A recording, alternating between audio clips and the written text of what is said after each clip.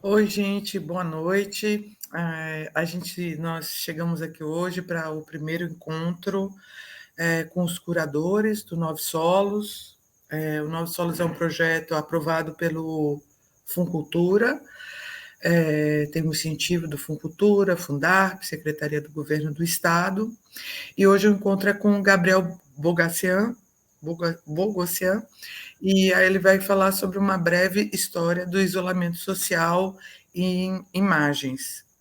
É, além desse encontro com ele, em que ele vai vai fazer algumas trocas sobre alguns trabalhos na área de artes visuais.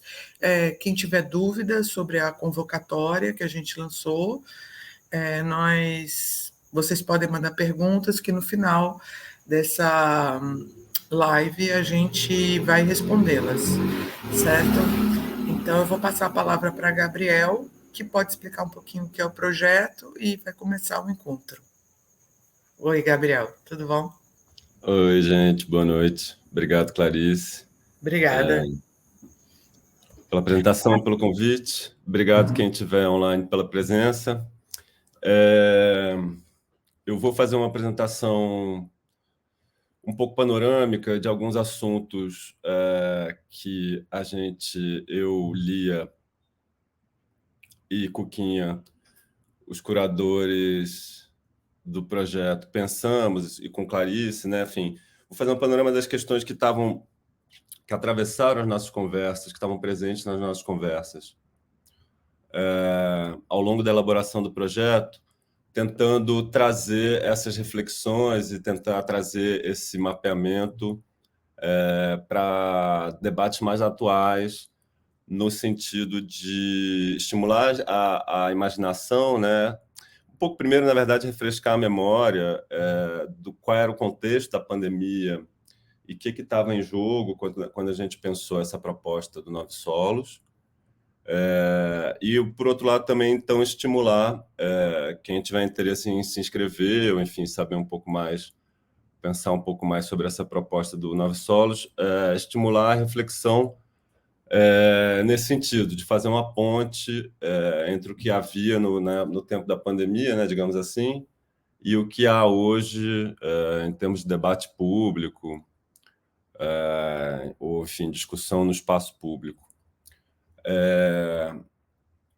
Eu vou fazer uma apresentação, então, obrigado. Eu adequei o título dela nesse sentido, né, para, enfim, dar conta de tudo que eu gostaria de trazer. Eu adequei o título dela para três panoramas.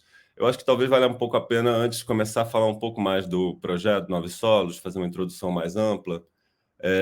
Nove Solos começa com um convite da Clarice, para a gente pensar uma intervenção, né, uma resposta ao contexto da pandemia, em que o sistema da arte enfim, ficou profundamente, da cultura em geral e das artes visuais em particular, ficou profundamente desorganizado. E esse, enfim, foi um dos projetos que surgiu no meu radar. Acho que tinha muita gente pensando coisas. E a nossa preocupação era era pensar a questão geopolítica, né?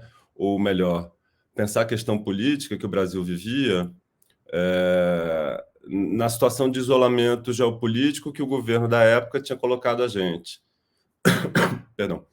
Então, os Nove Solos são os 9 países que, naquele período, no período mais agudo da pandemia, o título, né, do projeto aqui faz referência aos 9 países que, no momento mais agudo da pandemia, nos receberiam, nós brasileiros, apesar da falta de política pública, enfim, ou apesar da política da morte que estava em curso. E, bom, como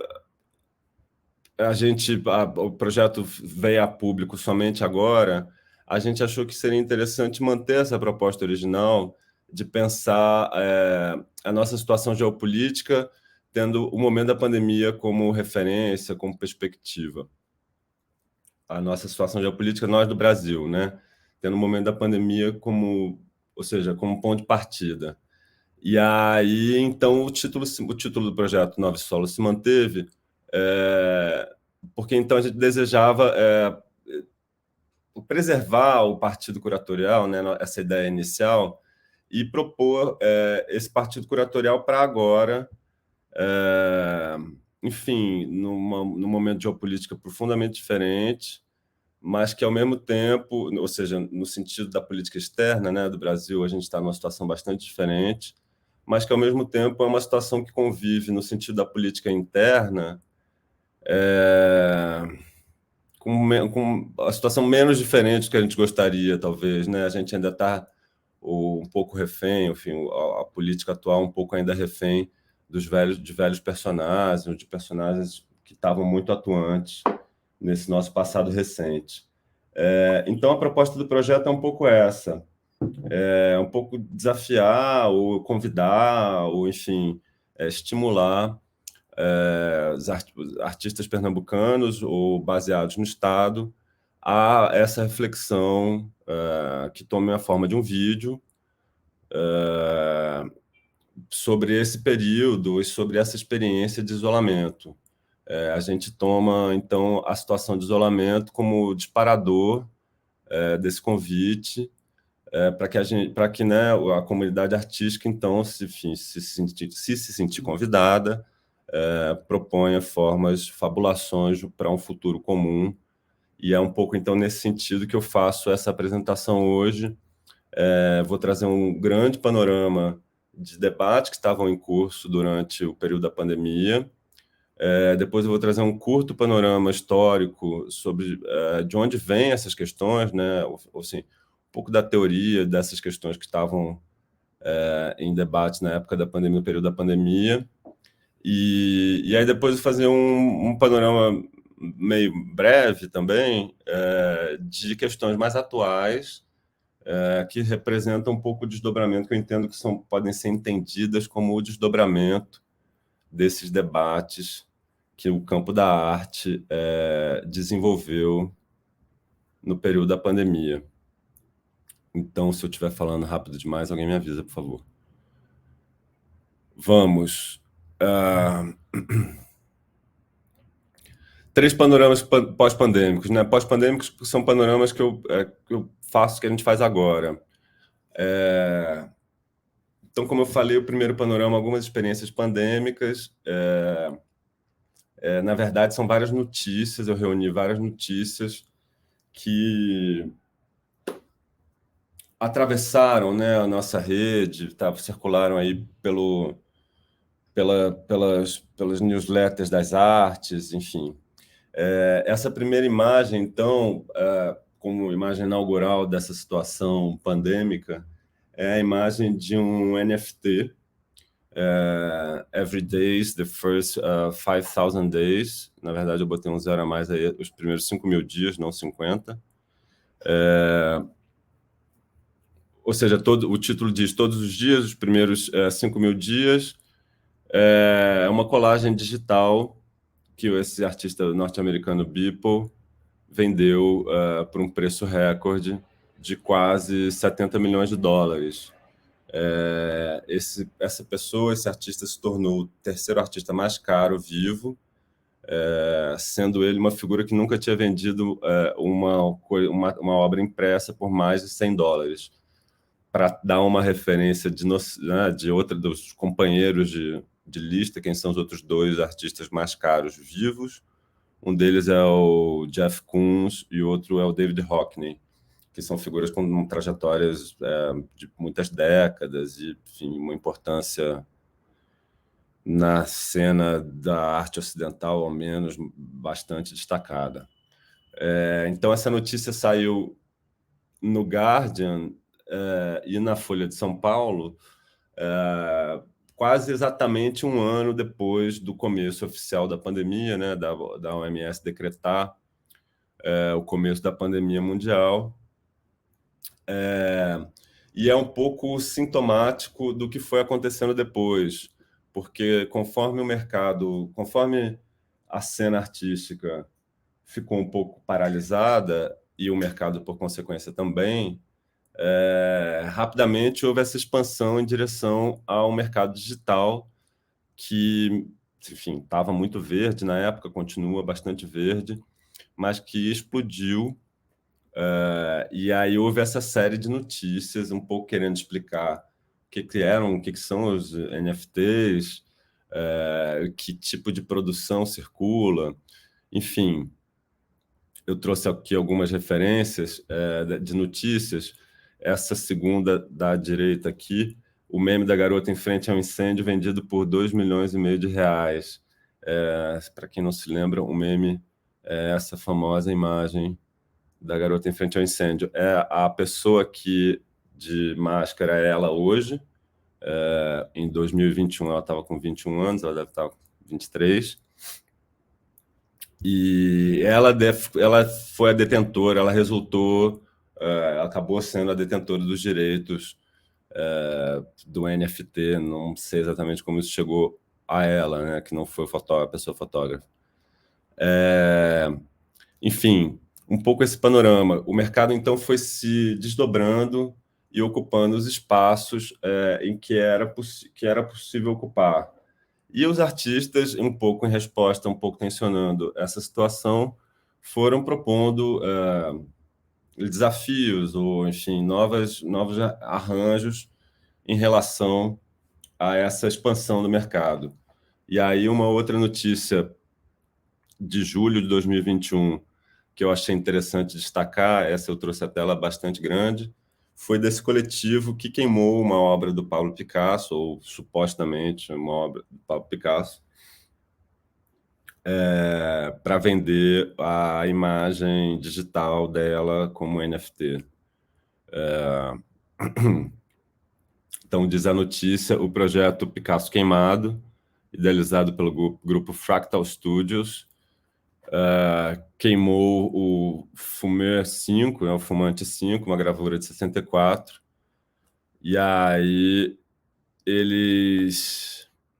Aí, como diz o texto aqui, a ideia original era fazer apenas um token do desenho a ser queimado, mas como mostra o vídeo divulgado, a gravura ficou, o papel não se desfez.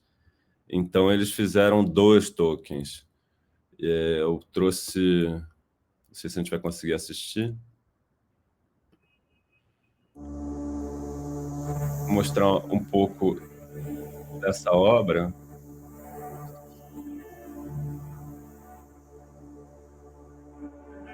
Então essa é a gravura.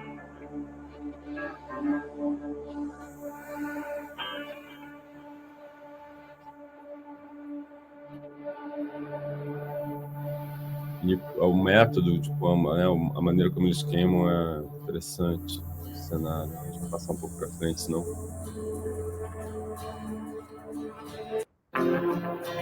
Bom, Picasso original, assinado.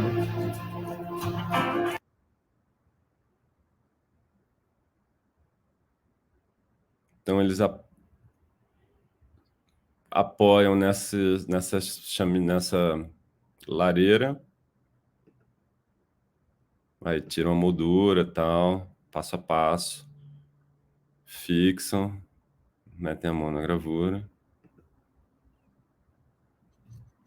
E com um lança-chamas, queimam a gravura do Picasso. E, bom, essa ação performática responde não só à questão do mercado de NFT, né? É o suprassumo da especulação em torno do objeto de arte, mas responde à situação um pouco...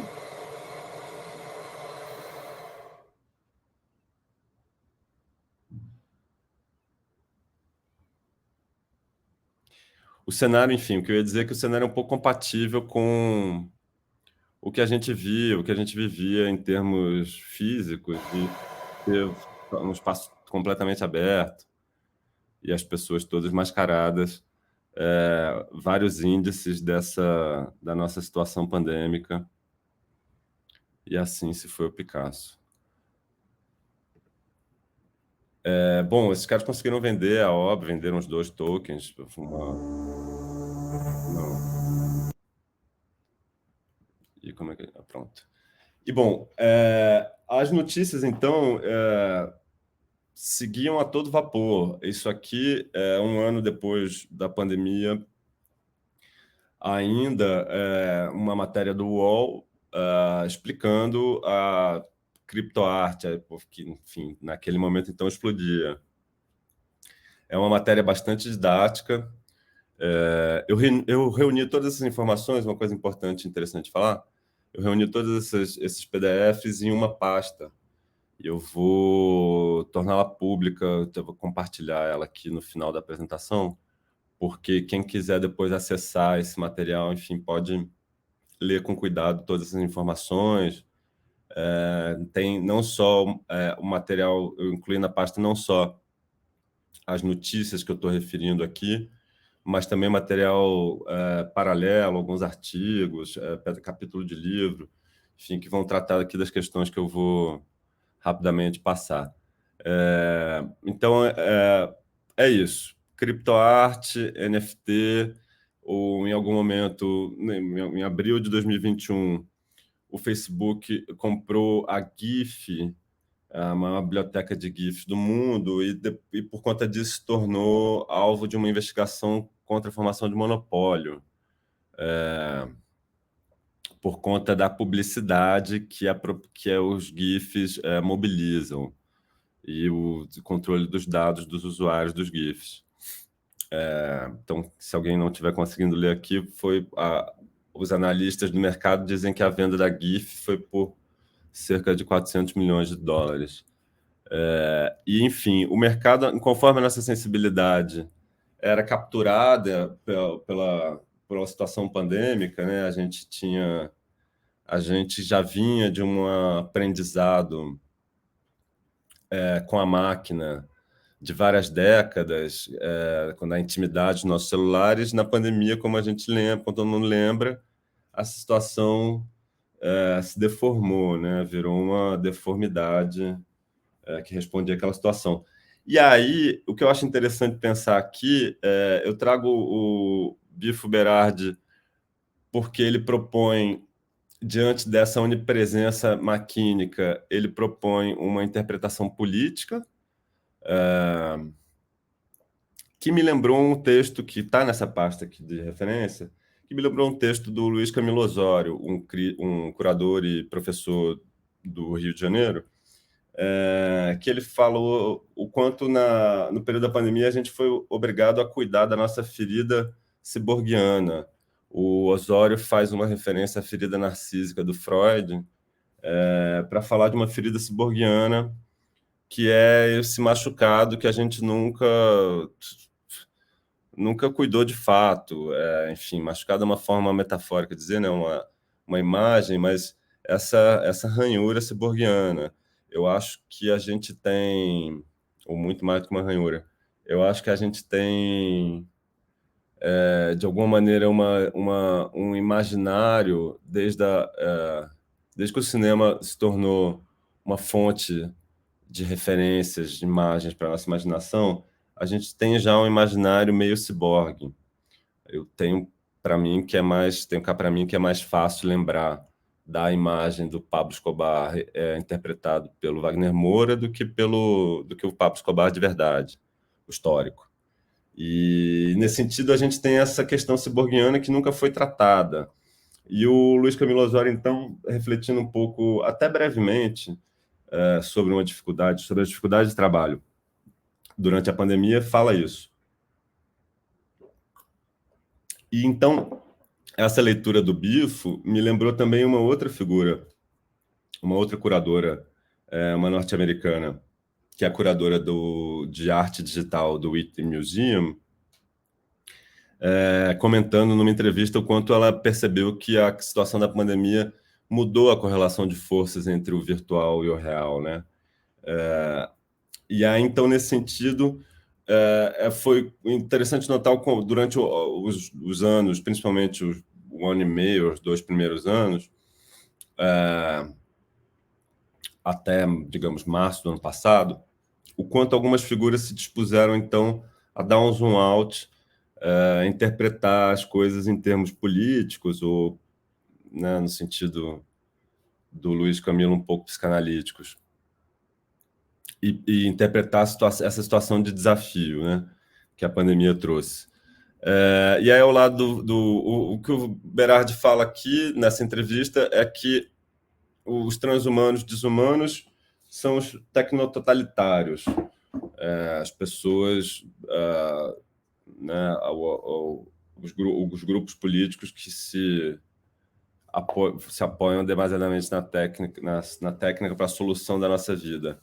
E aí eu trouxe algumas outras notícias que eu fui salvando também nesse mesmo período, que ilustram um pouco em que termos se dava o debate político frente à pandemia.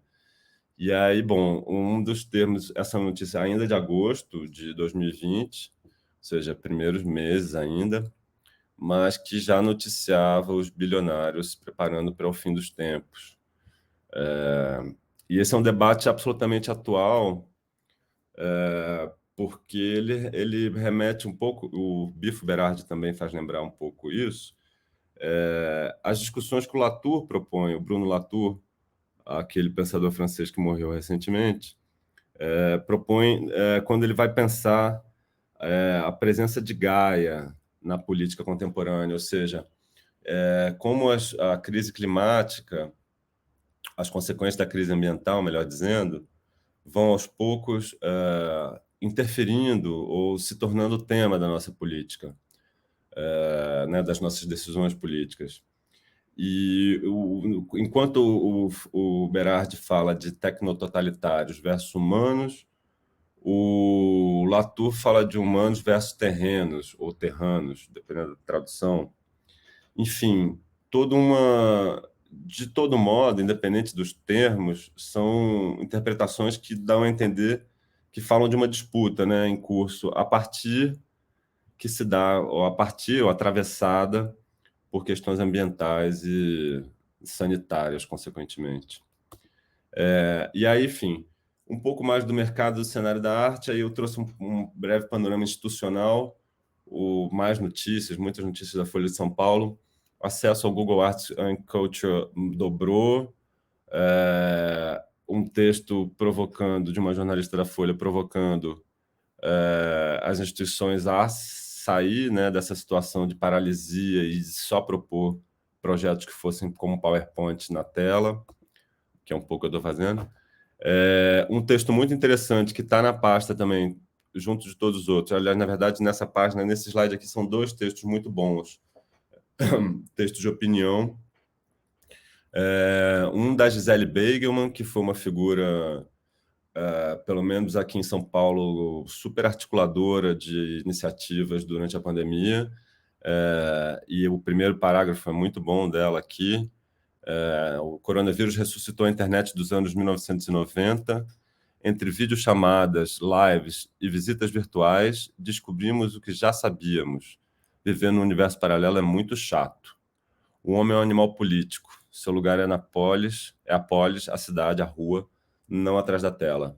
E aí, bom, ela daí faz um comentário um pouco irônico sobre essa renascença da internet dos anos 90, que voltou com força, né? Uma certa net art, eu vou falar um pouco mais disso daqui a pouco. E o texto ao lado é um texto também bastante provocativo do Canclini, um antropólogo argentino, que pensou muito, escreveu muito sobre a Latinoamérica, a experiência cultural na América Latina. E aqui ele coloca essa situação de que os aplicativos poderiam chegar a substituir instituições obsoletas. Eu acho improvável, mas é um texto de 2020, outubro de 2020, na época tudo isso parecia muito plausível. E talvez para o mercado ainda seja. Vamos ver. Seguindo, os museus, o que aconteceu com os museus, o que se fazia nos museus, como os museus reagiam, né? Ainda dentro desse panorama institucional, visitas virtuais até $300, isso é o Metropolitan e o Guggenheim. Por outro lado, o Louvre lançou a plataforma de acesso gratuito, né? Todas as obras do acervo, inclusive as que não estão expostas. E aí, nesse sentido, a pandemia foi um período muito positivo para a democratização dos acervos mundiais. Todo mundo soltou um pouco, né, aquela situação retentiva que as instituições ainda às vezes impõem. E aí, uma última jogada do mercado: o metaverso será a nova dimensão da cultura, decretam os futuristas. Os futurólogos, seria melhor dizendo, os futuristas eram a vanguarda europeia. Ao mesmo tempo que se noticia isso em dezembro de 2020, né, fevereiro de 2021, trabalho digital cresce 5 vezes e ameaça direitos trabalhistas, diz a Organização Internacional do Trabalho. Não surpreendentemente, as questões do trabalho atravessam esse admirável novo mundo que os futurólogos, futuristas nos prometem.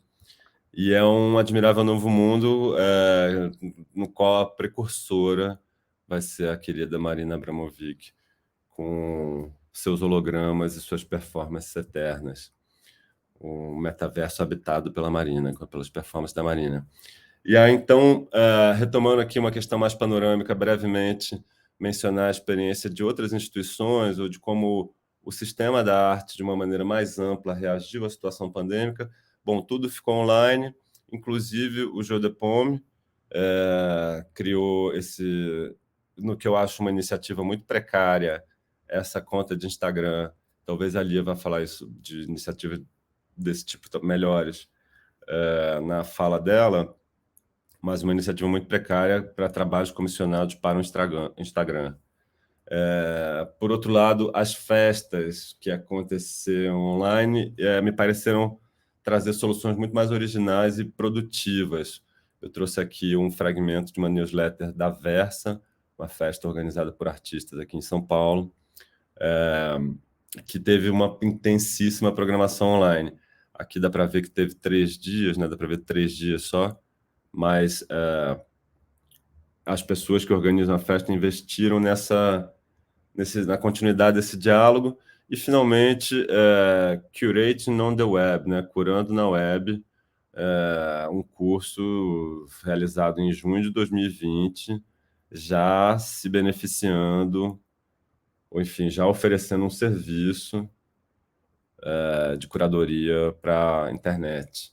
Ainda nesse panorama, talvez chegar num momento mais interessante, uma obra que foi publicada logo no começo, no primeiro ano da pandemia, talvez das artistas mais interessantes em atividade hoje, a Rita Stereo. Perdão. Ela tinha uma exposição programada para um museu na Alemanha, e por conta da pandemia o museu foi fechado, e ela adaptou a exposição, transformando a exposição em uma espécie de podcast com imagem. São 4 episódios, então essa imagem do último episódio. Ela brinca no título com essa ideia de uma noite no museu, né? Tem até uma série de filmes, A Noite no Museu, que seria o que acontece no museu quando a gente não está vendo. E então esse podcast dela eram conversas em torno de temas que as obras na exposição suscitavam. Ela convidava pessoas, especialistas, outros artistas, e ao mesmo tempo também fazia montagens como essa, em que certos líderes mundiais estão reunidos no Zoom, como se eles estivessem no Zoom assistindo ao trabalho dela. E ele foi exibido também no eFlux, um pouco nessa perspectiva de fazer circular a produção em nível mundial. Então, um fragmento aqui sobre a obra. E aí, na reta final desse panorama, talvez junto da Rito, algumas das propostas que eu achei mais interessantes foi essa da Bienal de Liverpool. A próxima Bienal deveria ser curada por uma máquina. As 2 curadoras, Joásia Crisa e Manuela Moscoso, propondo a atuação da inteligência artificial no trabalho curatorial, muito interessante. Elas chegaram a desenvolver uma parceria com o Whitney Museum propondo 64 possíveis projetos curatoriais para a Bienal do Whitney, né? O Whitney organiza essa Bienal há muitos anos já, uma Bienal famosa, importante no cenário da arte norte-americano. E então as duas curadoras fizeram essa proposta e desenvolveram esses 64 projetos curatoriais. Eu não cheguei a ver, mas acho todo esse debate muito interessante. E aí, finalmente, um exemplo de projeto desenvolvido durante a pandemia, no sentido da exibição dos vídeos. Isso aqui projetava os vídeos no espaço público e aconteceu no Brasil, no Chile e no México. Pronto. Feito esse grande panorama um pouco ligeiro, eu acho interessante destacar que o debate, então, na cena da arte resgatou muito da discussão que vinha acontecendo na net art da net art desde os anos 90, resgatou muito do debate que atravessa a produção de vídeo, principalmente da videoarte dos primórdios, e resgatou uma preocupação com o trabalho, né? A preocupação com o trabalho humano e a inteligência artificial. Vamos lá. E aí eu vou falar um pouco desse resgate da internet dos anos 90, de novo retomando a Gisele Beigeman. Gisele Beigeman é uma artista, professora, curadora, e logo nos primeiros meses da pandemia foi convidada por uma instituição aqui de São Paulo a realizar uma curadoria no perfil do Instagram da instituição. A instituição é o Paço das Artes. E a Gisele então fez um recorte de obras realizadas entre 96 e 2010 e deu esse nome irônico, Net Art Revenge, a vingança da net art. Ou seja, trazendo de novo esse impasse que ela notou, como o texto dela, né, que eu citei um pouco antes. Ela notou rapidamente que a gente não tinha elaborado uma situação de saída, um caminho de saída para esse drama da tela. É de fato muito chato viver no mundo virtual. E então as obras, ela resgata elaborações de obras e propostas poéticas que tensionam de algum modo isso. As referências estão na pasta, tem a lista de obras, e em particular eu destaquei essa IP Poetry, que é um projeto de poesia. Como dá para ler aqui, o projeto consiste no desenvolvimento de um sistema de software e hardware que utiliza material textual da internet para gerar poesia, que vai ser recitada em tempo real por autômatas conectados à rede. Enfim, as diferentes... Aqui é um pouco parecido com o que a gente está vendo no chat GPT, a produção sensível da máquina, né? Enfim, são dilemas, como de maneira muito perspicaz a Gisele Beigeman notou nesse texto de 2020, são dilemas que a gente já enfrentava, ou preocupações que a gente já enfrentava há muito tempo. Há tanto tempo que, enfim, é mais tempo do que a gente imagina. Aqui nessa notícia, como uma revista dos anos 70 chamada Radical Software Radical, previu o futuro. Preocupações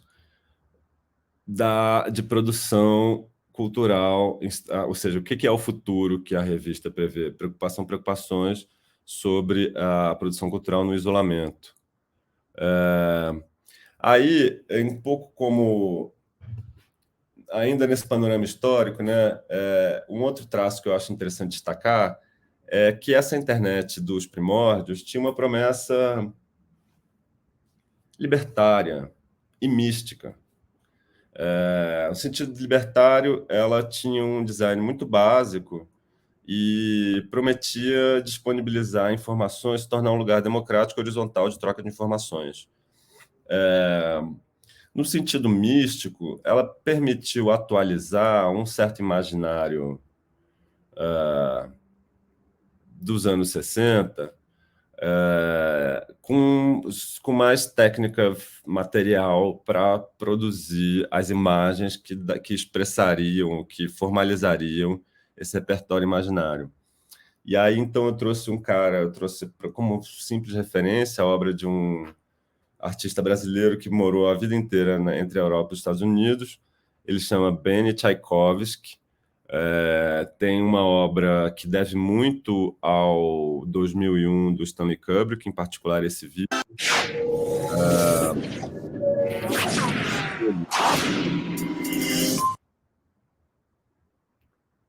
Um pouco randômico. Ele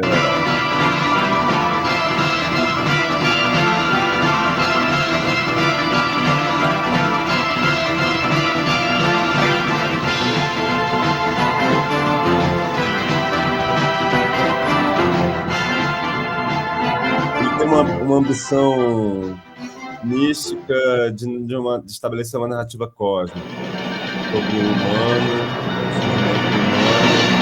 o desenvolvimento da consciência. E esses gráficos absolutamente fascinantes, aqui a conexão para fazer a live ao mesmo tempo mostrar o vídeo não permite ver tanto, mas essa apresentação também está na pasta, então dá para quem quiser ver a referência depois resgatar. Mas o trabalho dele é interessante por conta disso. Vislumbra no espaço maquínico, ou no espaço virtual, no cyberespaço, como o pessoal chamava, vislumbra uma porta de saída para o desenvolvimento da consciência. E ainda isso é outra coisa.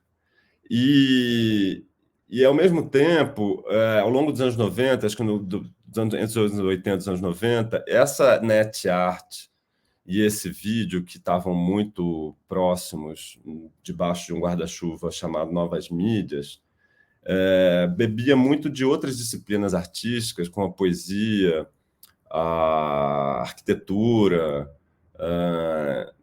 Então, se produzia muito vídeo-poema, para além da pintura, né, do cinema, da televisão, que são, enfim, fontes mais tradicionais do trabalho de vídeo. Essa produção bebia muito, se aproximou muito dessas outras disciplinas artísticas de maneira a tentar pensar a sua especificidade. Então, tinha muita produção de vídeo-poema, como eu tinha falado, mas também teóricos que pensam uma arquitetura líquida, meados dos anos 90, porque começam a desenhar, conceber o espaço, ou seja, conceber espaços arquitetônicos no espaço virtual. E isso permite se libertar da gravidade, enfim, se libertar dos constrangimentos do mundo físico. Ainda aqui mais no sentido de uma referência estética, para quem não conheceu a internet dos anos 90, muitos sites tinham esse aspecto. Isso é um banco de dados de um mailing em alemão sobre net art, new media. Cada item desses é correspondente ao material que foi circulado nesse mailing durante o mês, né? Como vocês podem ver na coluna da esquerda. É um mailing que ainda circula, e eu trouxe ele porque ele foi editado durante muito tempo por um dos teóricos que me parecem uma das figuras mais interessantes desse cenário das novas mídias, que é o Florian Kramer, um alemão baseado atualmente na Holanda, com uma extensa produção teórica, artística, ensaística sobre novas mídias, e ele propõe ele propõe uma periodização interessante, provocativa, sobre a questão do nosso momento histórico, da mídia, que é que a gente vive uma situação pós-digital, em que o suporte digital e analógico se misturam e a gente não tem mais nenhum compromisso com a questão de ser digital ou ser analógico. E aqui, bom, eu trouxe o Florian Kremer junto desses outros nomes, porque são pessoas no Brasil e fora do Brasil que propuseram grandes sínteses, em geral em textos publicados no final dos anos 90, no começo dos anos 2000, grandes sínteses das discussões da net art, da arte na internet, da new media, qualquer que seja esse nome, o nome desse grande guarda-chuva. O Frank Popper é uma figura que assinala um pouco isso que eu vinha falando, quanto à arte, essa produção de arte online bebe de fontes da arte contemporânea, do cinema, do vídeo, da literatura, etc. O Lev Manovich, em particular, é uma figura também que eu gosto muito, é um russo também, baseado nos Estados Unidos, e fala muito sobre como a linguagem digital é uma herdeira direta do cinema, tanto no sentido formal, técnico, quanto no sentido da programação, ou seja, de como as coisas são, como as informações são organizadas no mundo digital. O Manovich diz que elas são devedoras da estética da montagem e do pensamento cinematográfico. Mas, enfim, a nossa tela de computador é o formato de uma tela de cinema, né? A gente vem adaptando as nossas experiências culturais até chegar a situação de isolamento. Enfim, para quem tiver interesse, essas são outras referências. A Lúcia Santaella é uma professora daqui de São Paulo. Na verdade, os outros três são professores atuando aqui em São Paulo. O Arlindo já não mais atuando. Figura-chave para pensar esse cenário de questões que o mundo pandêmico trouxe, ou atualizou. E aí, finalmente, eu acho que eu tenho um pouco mais de tempo do que eu imaginava, vou correr um pouco menos.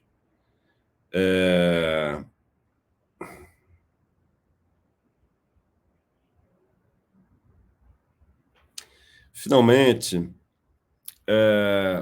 o terceiro panorama traz algumas questões atuais que são listadas aqui, são elencadas aqui como desejo de diálogo, né? É um pouco um desejo de diálogo e de estímulo, ou do que se pode pensar a partir do nosso Nove Solos, a partir desse nosso projeto. Ou seja, que questões... O que aconteceu com todo esse debate no mundo que ocorria no mundo da pandemia, no momento da pandemia, que fim esse debate levou e como o desenvolvimento desse debate pode nos interessar aqui agora, para o Nove Solos. Bom, como todo mundo notou, a gente não sabia o que fazer, as nossas instituições de arte não sabiam o que fazer com a situação do isolamento. E custou a se propor soluções decentes.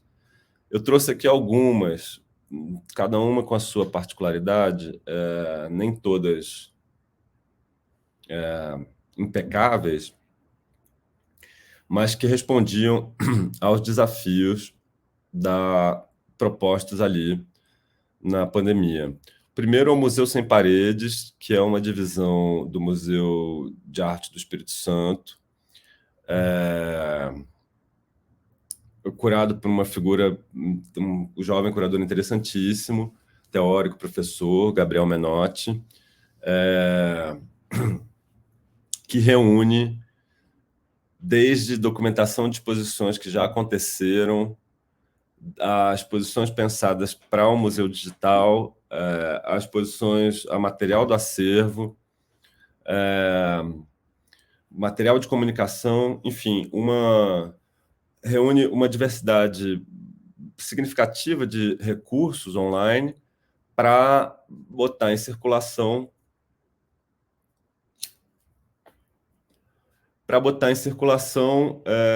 os conteúdos, né, que no isolamento não circulavam.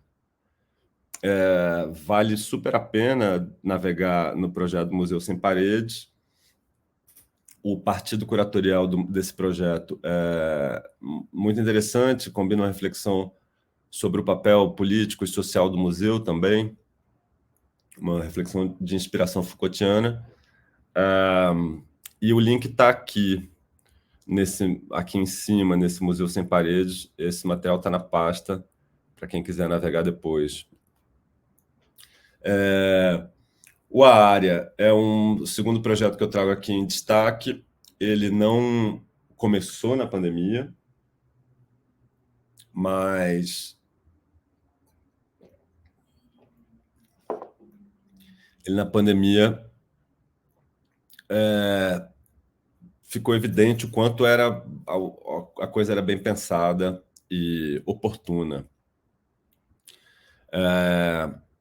Bom, isso aqui é um print do site, eu também estimulo a quem tiver interesse visitar. Atualmente,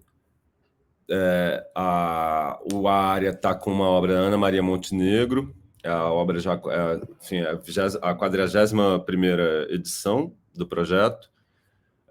Na 39ª foi um projeto que eu participei, esse Ariel Quarai Ortega e Vitor Legui. Vou falar rapidamente dele.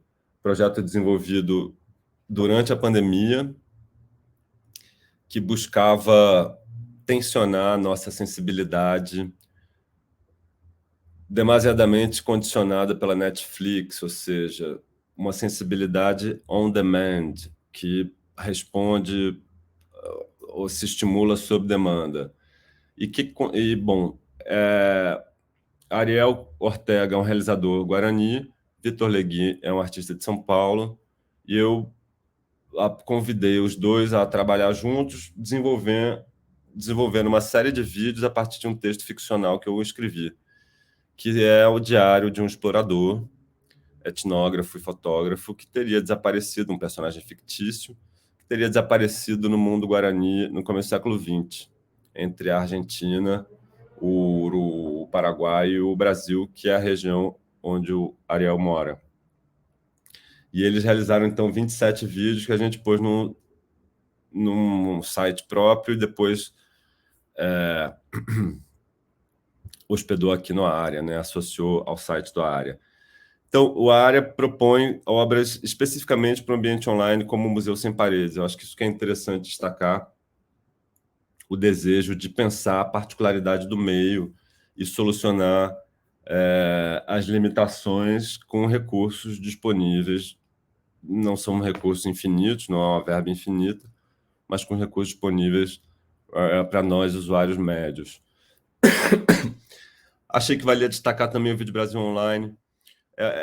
O Vídeo Brasil Online se tornou mais um canal de streaming, mas é interessante trazer porque o acervo, o que o Vídeo Brasil exibia, era um recorte do acervo enorme da instituição de obras de vídeo, obras em vídeo do Sul Global. Então, eram curadorias feitas a partir dessa coleção maravilhosa.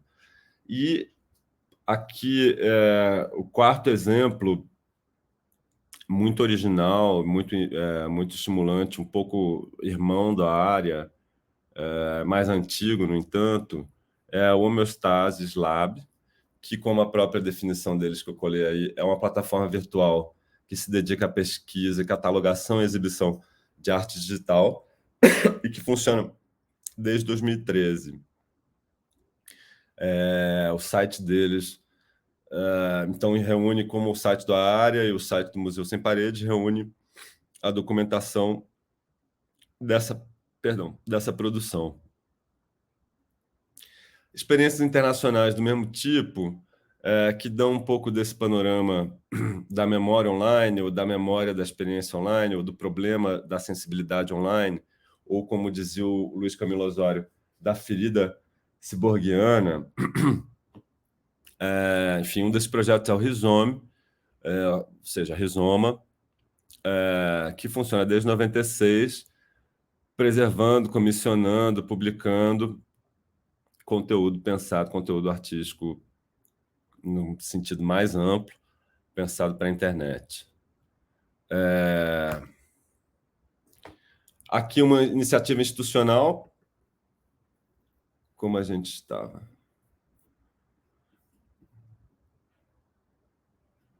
Aqui uma iniciativa institucional, é que eu tenho muito... do Whitney Museum, como eu mencionei na pasta que eu vou compartilhar aqui nas redes do projeto. Tem uma entrevista com a curadora do Whitney Museum da parte de arte digital, ou seja, é esse departamento aí, ele chama Artport, o portal da internet, o portal do Whitney Museum para obras para a internet. Como eu mencionei, essa curadora falou que durante a pandemia ela percebeu um rearranjo de forças, né, como seria de se esperar, entre o mundo digital e o mundo real, não digital, e que os projetos deles começaram a ganhar muito mais visibilidade. É uma plataforma que está online desde 2001, portanto já tem 22 anos, e que por isso permite dar um certo panorama do que vem se fazendo nesses últimos 20 anos, ou seja, qual foi o desenvolvimento da herança desses debates da internet da década de 90, ou de uma net art da década de 90, que era muito pouco, muito menos visual, né? Ela era muito baseada nos dados. Visualização de dados. E aí, finalmente, um museu chinês virtual, o X Museum, vale a pena visitar, todos esses materiais estão online. Qual é o futuro, o que se vem pensando em termos de produção, veiculação, circulação de arte online, vídeo, programação. Obviamente, isso é um brevíssimo panorama, tem outras instituições, tem outros projetos, tem inúmeros artistas desenvolvendo projetos para esses ambientes. Alguns desses projetos estão reunidos nessa exposição, o Equal Link. Nós somos, eu interpretaria esse título, que nós somos Link, organizado por um museu chinês,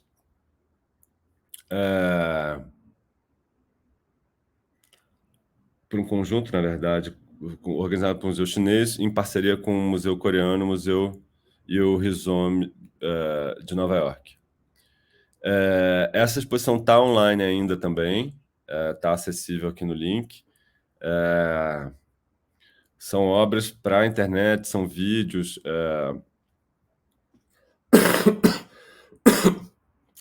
que acessam esses debates todos que eu venho mencionando, inclusive em diálogo com as instituições onde, por exemplo, trabalhou o Florian Kramer.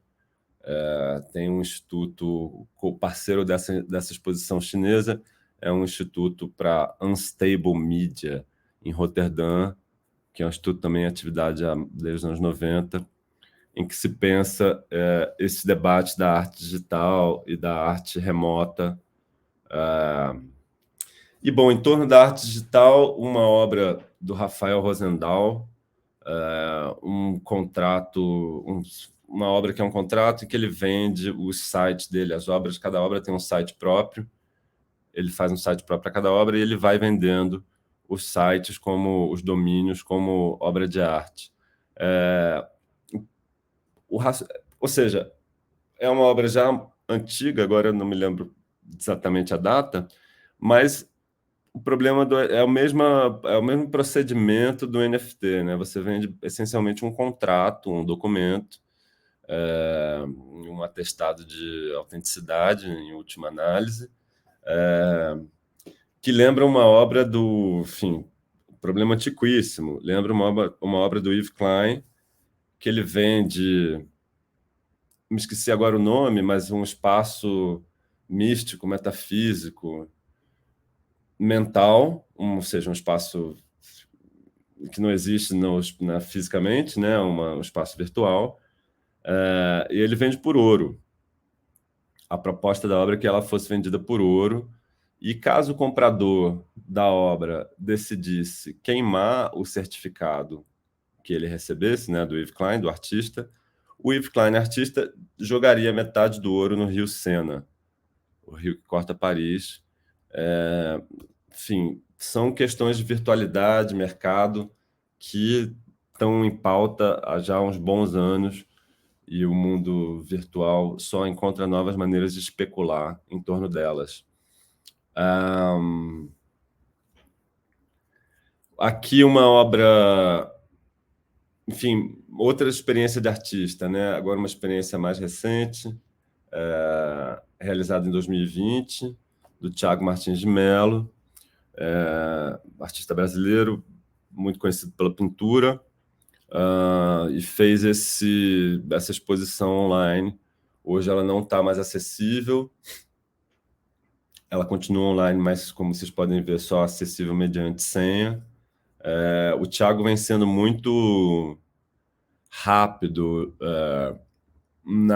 em se apropriar dos recursos do mercado de arte digital ou de criptoarte. Ele tem obras que são inteiramente virtuais, trabalha com NFTs, e na pintura atualmente vem mesclando a superfície da tela, telas de vídeo.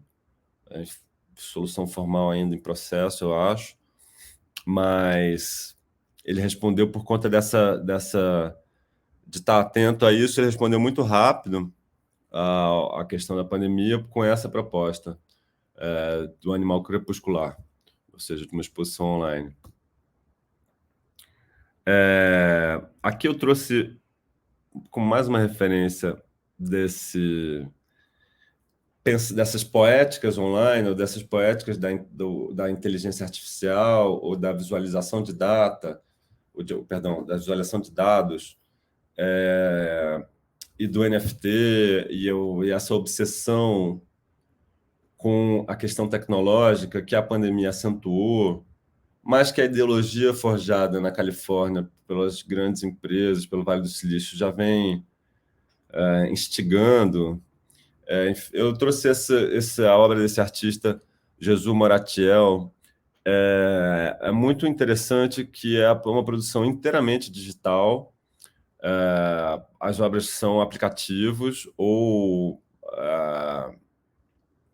GIFs, ou, enfim, produções para um ambiente digital, e que na sua visualidade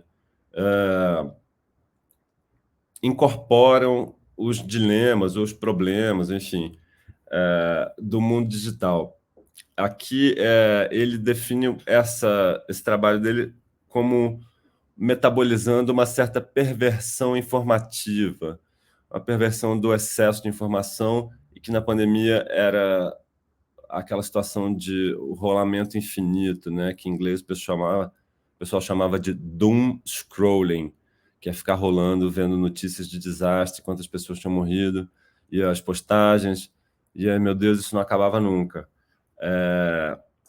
E essa questão da perversão informativa, o Moratiel, eu, enfim, convido a visitar o Instagram dele. O Moratiel transforma a visualização de data em corpos humanos, ou modela os dados na forma de corpos humanos, sublinhando o caráter erótico ou obsessivo da nossa relação com a Big Data. E não, enfim, mas também não se furta a vender os trabalhos, né? Não é uma situação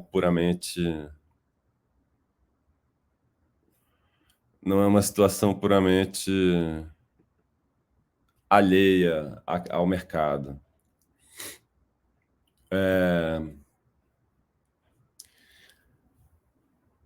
ainda no sentido do debate contemporâneo, ou de como eu acho que essa talvez seja uma obra, como a obra da Ito, o Four Nights in the Museum, at the Museum. Eu acho que essa é uma obra que, com muito poucos recursos, soluciona ou põe na mesa, né? Solucionar talvez seja muito, mas ela põe na mesa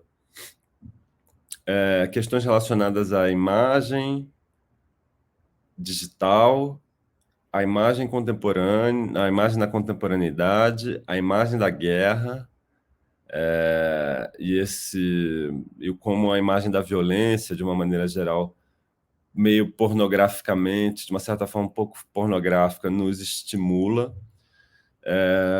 E a história desse trabalho é muito boa, é muito bonito, porque o Omar é um artista libanês, baseado em Beirute, e essa fotografia é uma fotografia tirada de um ataque israelense contra a faixa de Gaza.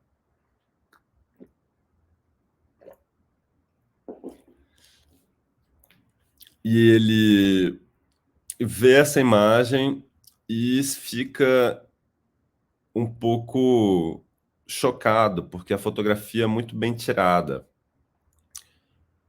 A faixa de cidade, ela tem um valor estético, ela produz uma sedução estética um pouco automática. A coluna de fumaça, o vazio, né, a sombra no centro da coluna de fumaça, a forma da fumaça, o clarão na base da fumaça, a cidade na base. Mas como libanês, o Líbano sendo um dos destinos dos refugiados palestinos, o Líbano sofrendo com as consequências do expansionismo israelense diretamente, ele não imediatamente desejou, ele, o artista, né, o Omar, imediatamente desejou resistir ao apelo visual da imagem, por conta do significado político da imagem, ou seja, né, que a imagem tinha. E na tentativa de conspurcar essa imagem, ou corromper a imagem, ou de responder a ela, ele foi inserir no código fonte da imagem, ou seja, no código da imagem, na programação da imagem, perdão, os nomes das pessoas que tinham morrido no ataque onde essa fotografia foi feita. E essa obra é um vídeo. Conforme ele vai inserindo os nomes, ou seja, vai alterando o código da fotografia digital, vão surgindo essas linhas coloridas que vão produzindo um grande glitch. Conforme o vídeo avança, então a fotografia original vai sendo corrompida conforme pela inserção dos nomes das pessoas que morreram no ataque, de maneira que o documento digital acaba se tornando uma espécie de monumento digital, se a gente quiser, ou lápide coletiva, ou, enfim, registro. Ele se torna um registro muito singular do evento do ataque, que é um registro que está estruturado nesse cruzamento entre uma informação do campo de guerra, do campo de batalha, e uma informação digital. Essa obra está no site do Omar, não como vídeo, né? A gente não consegue ver o vídeo inteiro, mas dá para ver várias fotografias que mostram a transformação que a imagem sofre conforme os nomes dos mortos são inseridos. Eu acrescentei também na pasta de referências um artigo, né, que é escrito pelo Omar sobre essa obra, que ele traz um pouco da reflexão do processo de execução dela. E eu acho, então, ela não é uma obra recente, ela é uma obra de antes da pandemia. Bom, enfim, recente, mas não muito recente. Mas eu trago ela aqui porque eu entendo que por essa capacidade de mesclar o campo de batalha, não o campo da guerra, não é exatamente uma batalha, mas o estado de sítio, essa situação geopolítica, com o material digital, ele ressalta não só o aspecto material da coisa digital, mas produz uma cunha, né? Uma espécie de inscrição nessa imagem que é uma coisa política. E aí, enfim, a partir aí eu acho que essas discussões todas, como eu vim falando, remontam e remetem a discussões anteriores relacionadas à imagem digital, o campo da arte online, etc, etc, etc, e também ao trabalho. No campo da filosofia hoje tem um debate muito intenso em torno do aceleracionismo, essa teoria de que a gente precisa ir mais rápido em direção ao futuro, para solucionar os dilemas do presente. Uma versão bem resumida do aceleracionismo. E toda essa obsessão maquínica, tecnológica que o Vale do Silício nos impõe é envelopada, é empacotada por um certo pensamento aceleracionista. Existe um aceleracionismo de esquerda que eu pessoalmente não compreendo muito em que termos se dá, porque eu não entendo como nós, populações das periferias, ou mais ainda, nós, povos minoritários, eu não entendo como numa corrida disputando a velocidade, né? Eu não entendo como a gente pode ganhar dos grandes departamentos de marketing, das grandes organizações transnacionais. Eu não entendo como isso do desenvolvimento tecnológico das grandes empresas. Eu não entendo como a gente pode chegar, enfim, nessa disputa política, né? Numa disputa tecnopolítica, a gente poderia chegar, me parece, a avançar um pouco, ultrapassar momentaneamente as grandes empresas jornalísticas, por exemplo, em 2013, no momento em que as mídias independentes vão para a rua com equipamentos mais leves e mais agilidade de transmissão. Mas, rapidamente, todas as estratégias são capturadas e absorvidas. Então, portanto, no sentido do debate do aceleracionismo, eu não compreendo como nós, povos das periferias do capitalismo, nós, povos minoritários, seremos capazes, de algum momento, de manter a nossa vantagem, né? A nossa vantagem na corrida contra os tecnototalitários, como fala o Franco Biff Berardi. A nossa vantagem seria pontual. Bom, esse é um dos debates que eu acho que a situação pandêmica trouxe de volta de uma maneira muito aguda, porque não só porque a gente, para consumir cultura, ficou dependente do raio da tecnologia, mas porque, para sair daquele impasse sanitário, ou seja, para desenvolvimento de vacina, desenvolvimento de medicação, havia também um desejo de velocidade, né? Enfim, bom, esses eram alguns dos debates que estavam na pauta. A questão do aceleracionismo ainda atravessa as discussões filosóficas e políticas hoje. Mas o que eu queria trazer aqui com essa obra do Harun Farok é um outro debate que tem a ver com aceleracionismo, mas não se esgota nele, que é a questão do trabalho e a questão da inteligência artificial. A inteligência artificial me parece ser uma tentativa de responder à nossa repulsa pelo trabalho. E essa obra do Harun Farokh, ou seja, a inteligência artificial é o último estágio de um desejo que a máquina trabalhe pela gente, né? O hipertrabalho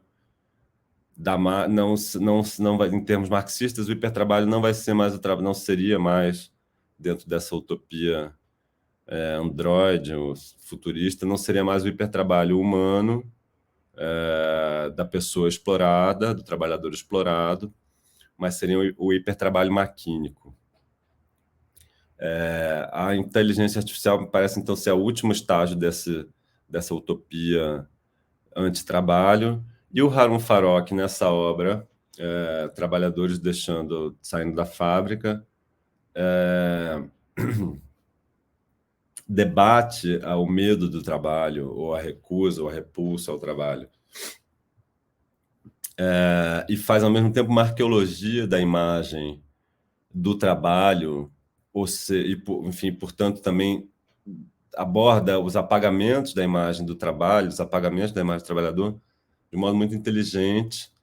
Ele começa, provavelmente a maior parte das pessoas já que está ouvindo sabe, mas um dos primeiros filmes feitos na história do cinema é um take de trabalhadores saindo da fábrica dos irmãos Lumière, no sul da França, uma cidade do interior da França, se não me engano, no sul.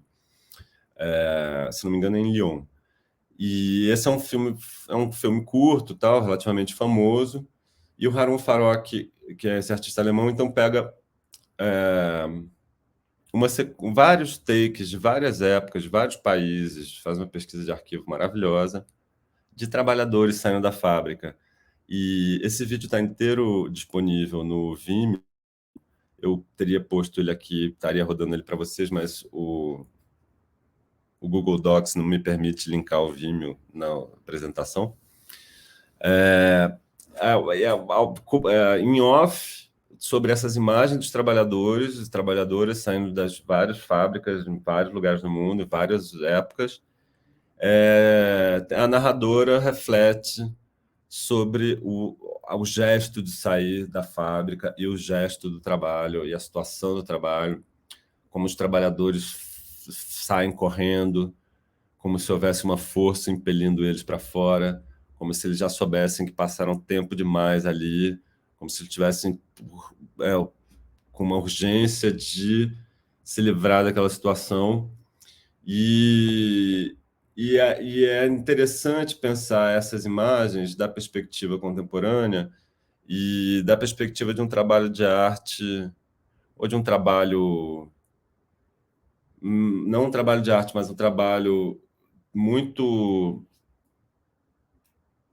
sensível, um trabalho subjetivo, que nós todos trabalhamos para o Mark Zuckerberg, que a cada dia, a cada momento que entramos no Instagram e distribuímos likes e repostamos e tudo mais, como todo mundo sabe.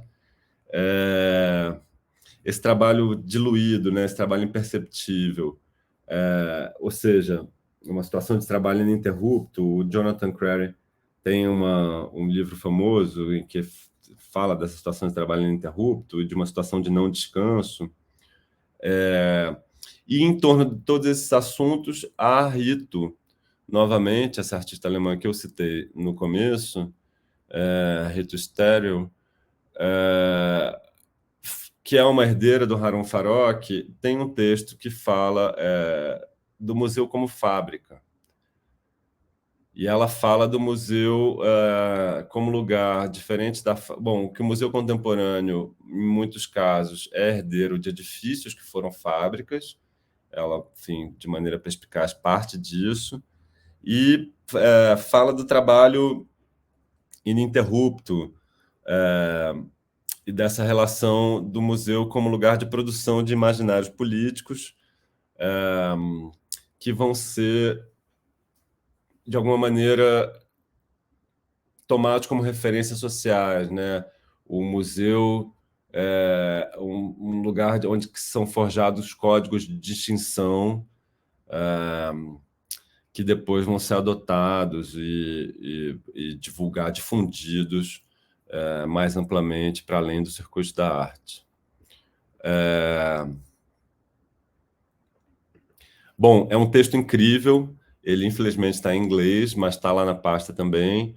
O vídeo do Farok, esse vídeo é muito legal, está inteiramente online. E eu, bom, trago essas questões, então, para nessa tentativa de produzir uma espécie de amarração, como eu falei no começo, entre o que vinha sendo debatido na época da pandemia e outros debates mais antigos e mais atuais, ou seja, que continuam, né, debates que, na verdade, então, me parece que sofreram passaram uma deformação, passaram por uma curva durante a pandemia, mas de alguma maneira retomam um curso, aspas, mais natural, que são, então, um pouco na tentativa de concluir, são debates relacionados ao trabalho, são debates relacionados à geopolítica da cultura, são debates relacionados às instituições culturais, a geopolítica mesmo em sentido mais amplo,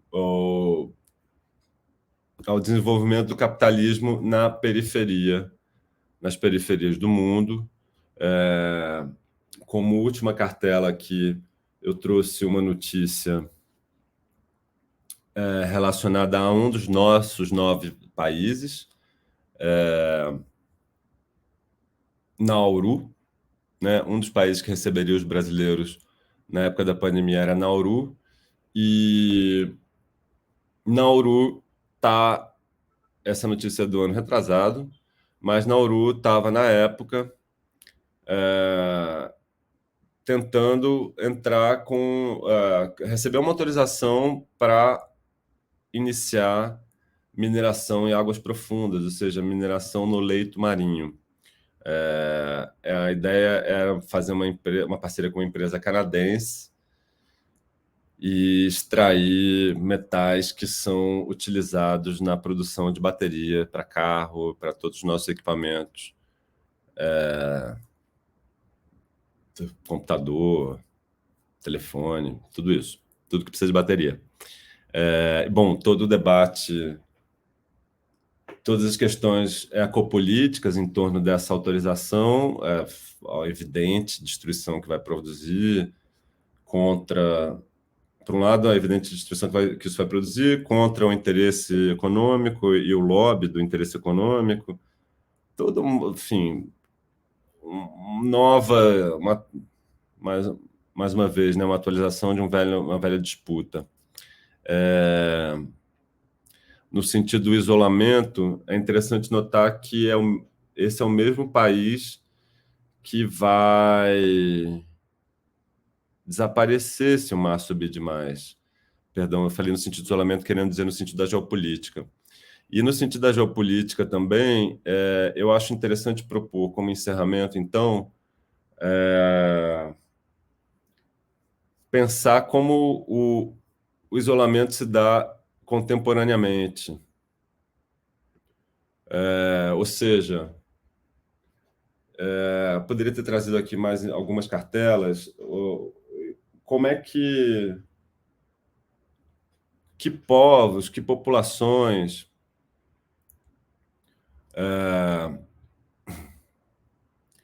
quais são as situações de isolamento político em curso hoje? E, enfim, de uns inúmeros exemplos que a gente pode pensar, me ocorre agora a situação dos Guarani, aqui do Pico do Jaraguá, em São Paulo, que se manifestaram anteontem por conta da votação do projeto de lei na Câmara, revendo lá as condições de exploração e demarcação das terras indígenas. E no dia seguinte, ou seja, ontem, a partir de ontem, amanheceram com viaturas da Polícia Militar de São Paulo nas saídas, nos acessos da aldeia. E os policiais militares não autorizando os Guarani a sair da aldeia no Pico do Jaraguá. Então, esse recurso, o confinamento das populações, o confinamento político das populações, é também um outro, que é o tema que eu acho que, né, que a gente, no Nove Solos, decidiu transportar do período da pandemia para hoje, o confinamento político das populações é uma questão absolutamente presente. Ela ganha outras formas, ela se combina com outras disputas, assim como os debates no campo da arte que aconteciam no período da pandemia, ela tem um passado e ela aponta para um futuro. Eu acho que é um pouco esse cruzamento que interessa a nós no Nove Solos explorar como tema, como assunto, como, né, tópico de debate. É um pouco, então, essa situação. No sentido, eu acho que eu fiz uma exposição, busquei fazer uma exposição um pouco mais ligada ao debate diretamente artístico, à questão teórica, né, as referências teóricas e as referências históricas,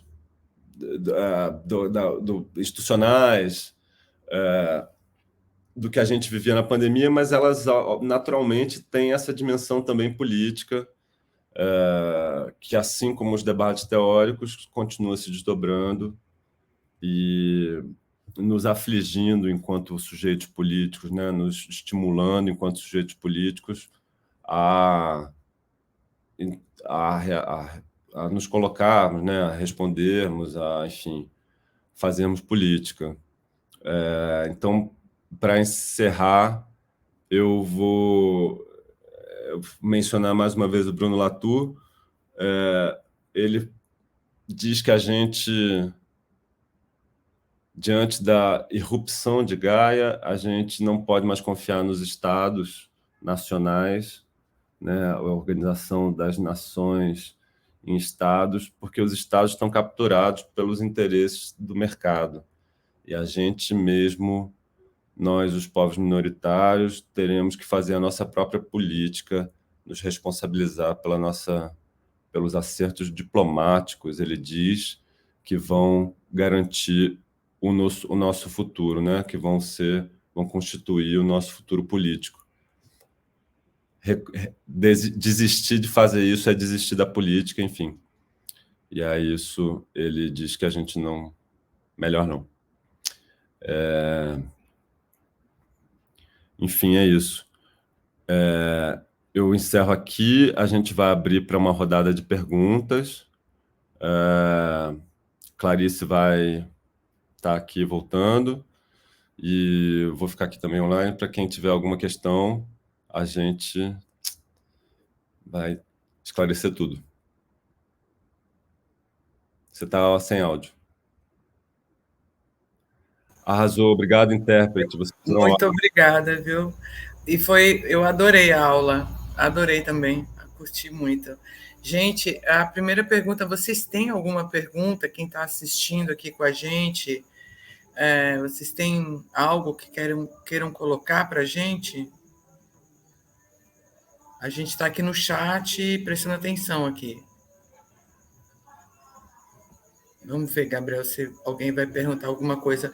Durante a nossa apresentação, todo mundo deu boa noite, gostou, e foram poucos os comentários, mas eu não sei se alguém tem alguma pergunta até agora.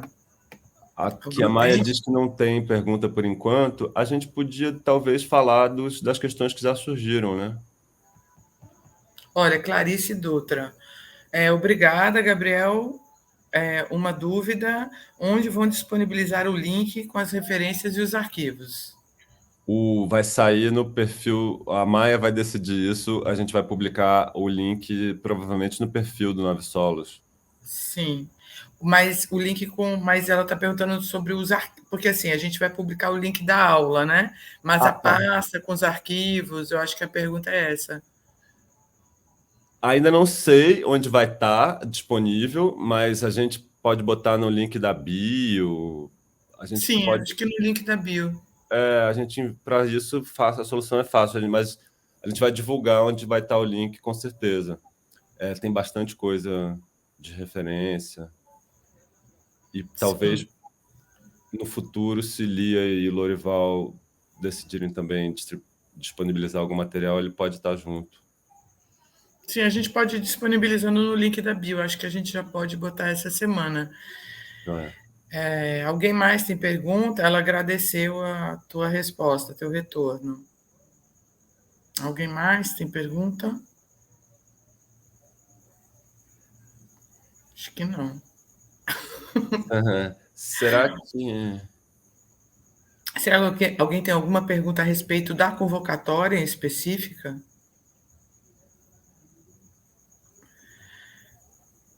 Ela está dizendo, a Maia está dizendo que vai publicar no perfil do Nove Solos pelo Stories e podemos colocar aqui na descrição deste vídeo também. Ótimo, ótimo.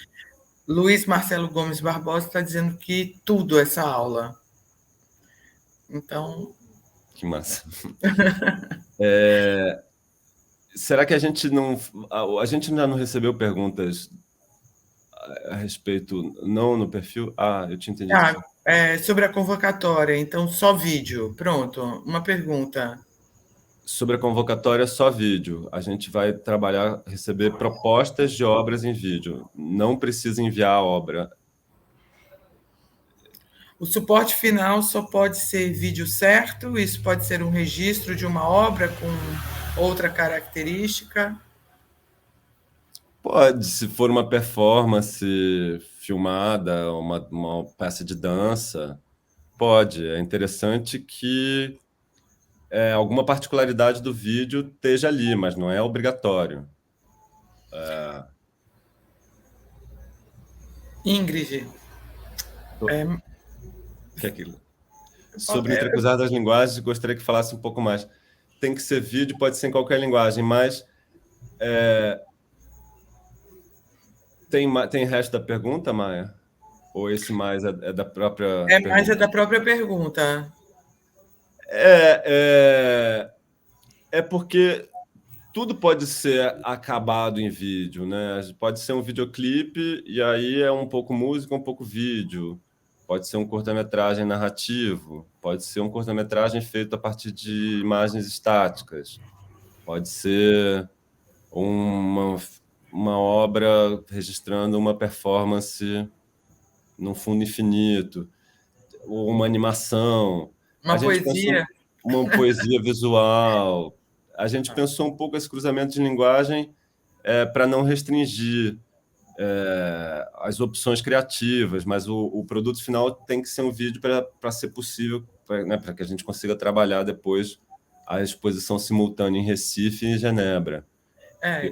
Faltou assinalar isso, né? As obras selecionadas. A gente está pedindo, faltou avisar isso, as obras comissionadas, né? As obras, os projetos selecionados, uma vez executados, vão ser exibidos em Recife e em Genebra. Só obras inéditas. A gente, de novo, a gente pode usar, claro que pode, inteligência artificial para fazer o vídeo, claro que pode. A gente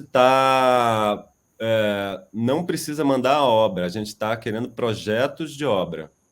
A gente oferece acompanhamento crítico, uma verba de apoio de produção, relativamente de apoio de produção, e a exibição do trabalho.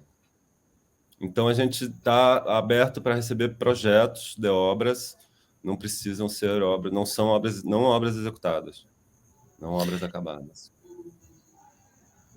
O vídeo vai ser... Isso. O vídeo vai ser o produto final já direto para a exposição? Isso. Sim.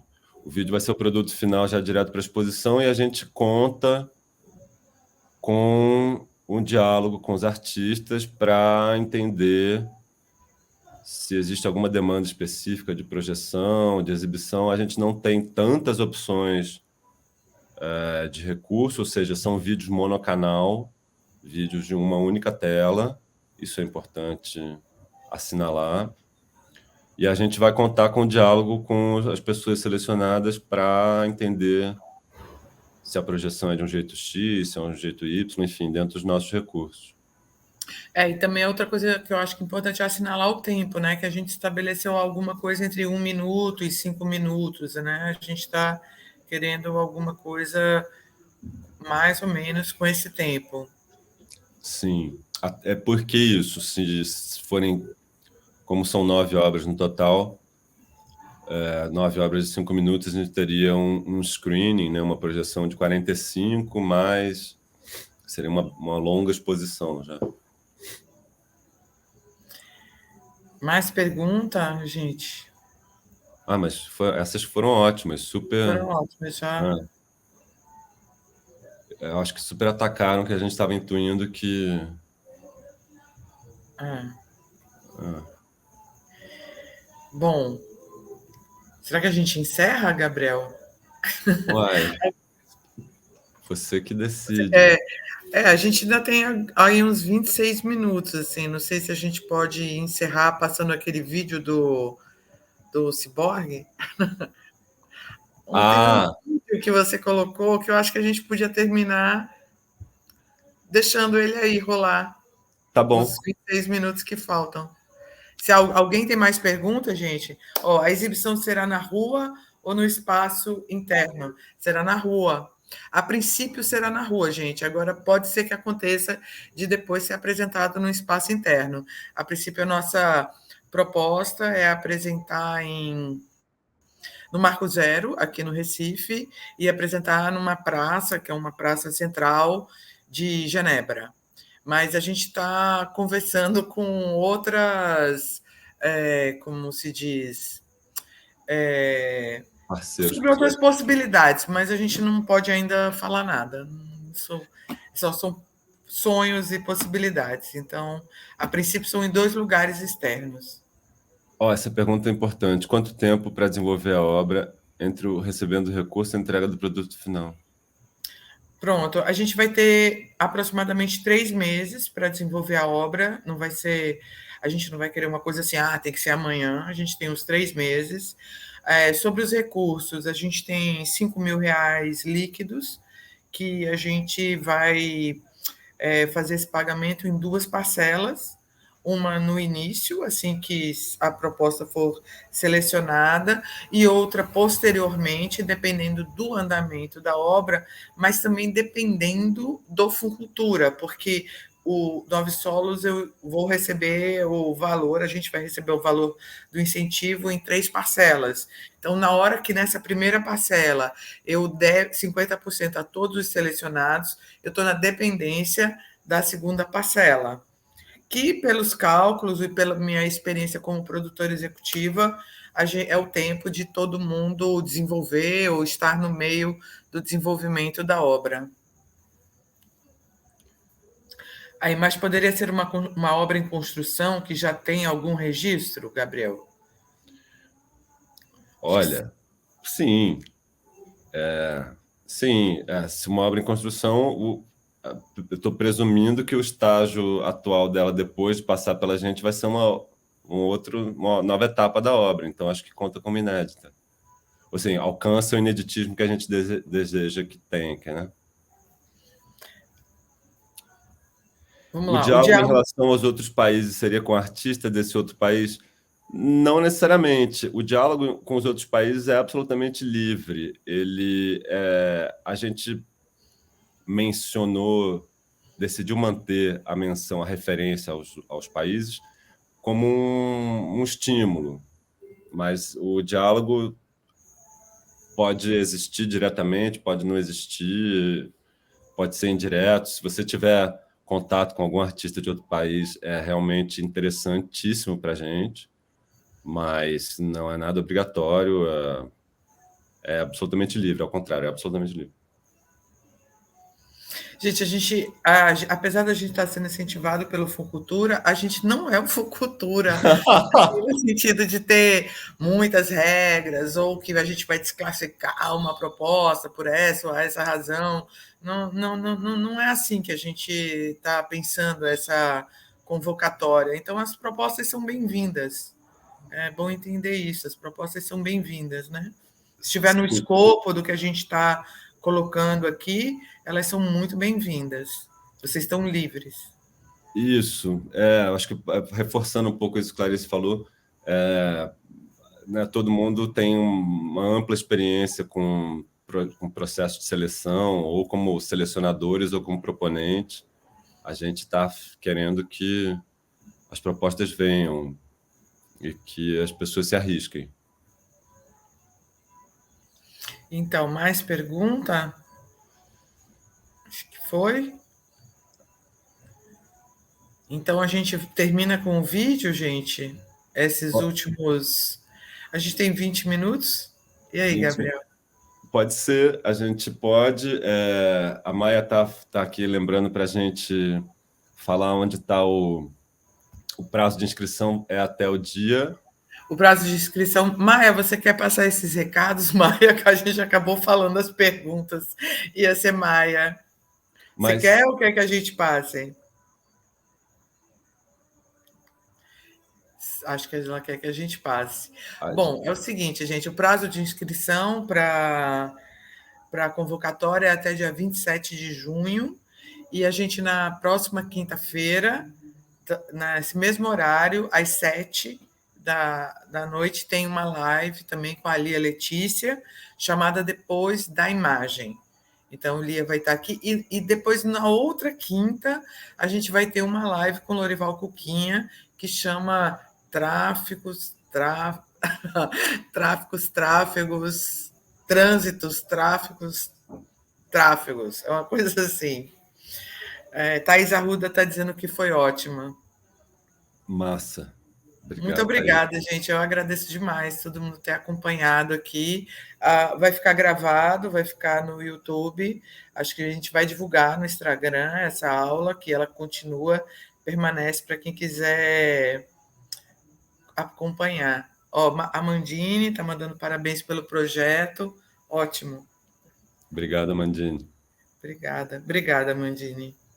Eu vou, então, botar o... Tráfegos, ó, Lorival está aqui, está dizendo, tráfegos, trânsitos e tráficos. Vai ser a live de Cuquinha no dia 15, às 7 da noite. Gente, me põe... obrigado. Eu vou soltar aqui, a gente fica online. Se aparecer alguma coisa, a gente consegue responder ainda em cima do vídeo. Pronto, acho uma boa ideia. A gente fica online e responde em cima do vídeo. Vamos ver. Ted, então, boa noite. Cheguei, vou olhar a gravação. Perdão? Não, podemos ir. Podemos ir. Então tá, gente. Qualquer coisa, estamos por aqui. Fiquem à vontade. Ativem o último lembrete, ativem o lembrete da transmissão, por favor. Pedido de Maia para quinta-feira que vem, às 19h, e depois, ou seja, quinta, dia 8 de junho, e depois no dia 15. Então tá, Beni Tchaikovsky.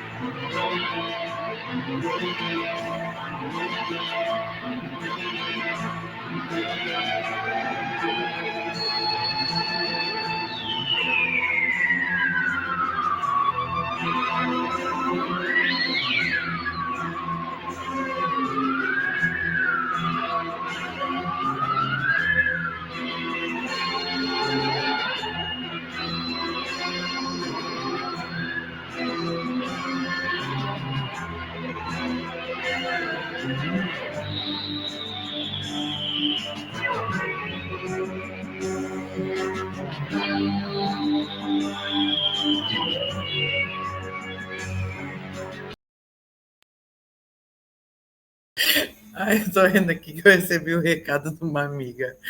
Ai, que a filha estava vendo o vídeo. Gente, foi um prazer. Eu quero agradecer muito a presença de todo mundo. Agora, Gabriel, sua vez. Nada, é só isso. Boa noite. Super obrigado pela presença. Foi ótimo. Qualquer dúvida, nos escrevam. O perfil do Novos Solos tem todas as informações para inscrição, todos os links, e a gente vai estar de novo online, então, na semana que vem com a Lia, e depois com o Cuquinha, sempre às quintas, às 19. Isso, exatamente. Gente, muito obrigada pela participação e espero que vocês tenham curtido a aula. Eu adorei fazer esse projeto, estou adorando fazer isso e essa aula vai estar disponível. Então, se vocês puderem também dizer, olha, pessoal, assista, veja, está lá no YouTube gravada para quem perdeu. Boa noite, E gente. obrigado, equipe. Vocês foram ótimos. Obrigado, É verdade. Gente, Maia. desculpa, olha, quem estava todo organizando isso aqui é uma moça chamada Yasmin, maravilhosa, e quem faz a gestão das redes sociais da gente, da mídia, é Maia Santos, que também estava aqui também dando suporte para a gente, e Carlos Oliveira e Bruno como intérprete de Libras. Então, a gente Arrasaram. agradece todo mundo. Obrigado. Obrigada, gente. Boa noite, Tchau. pessoal. Boa noite.